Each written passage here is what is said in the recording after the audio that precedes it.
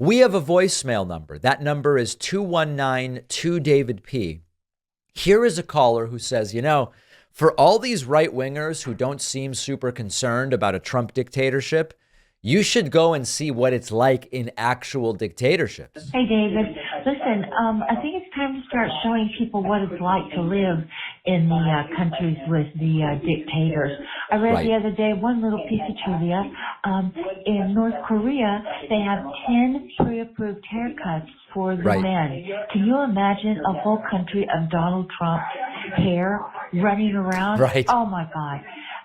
We've got to do a little bit of studying and get that out there to the people. I think if they see it, that might help.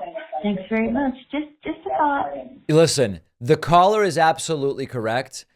It is true that in some dictatorships, you have to clear your hairstyle with the dear leader. That is true. And I don't know if that's a priority for Trump, but Trump, the dictator, might make all of us, or maybe just the men, get that very strange haircut that he has. And that's terrible. And that is funny.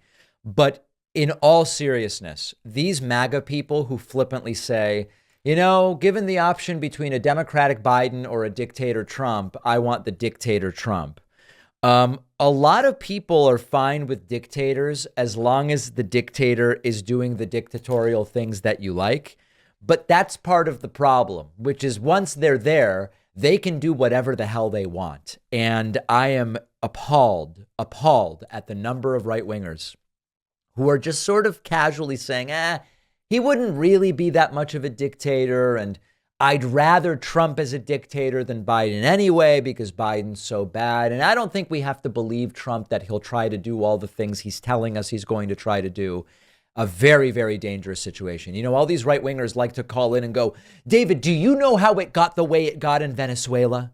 Do you understand how Cuba became what it is? Do you know how North Korea ended up this way?